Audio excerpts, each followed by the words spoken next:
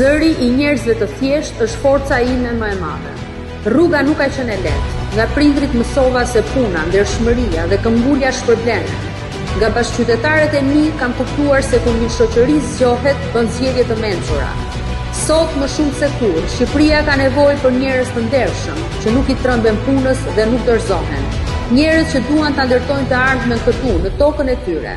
Më 11 maj është koha jonë, koha e shqiptarëve që nuk I shesin idealet, koha e të djathtës që besonte familja, puna dhe dinjiteti.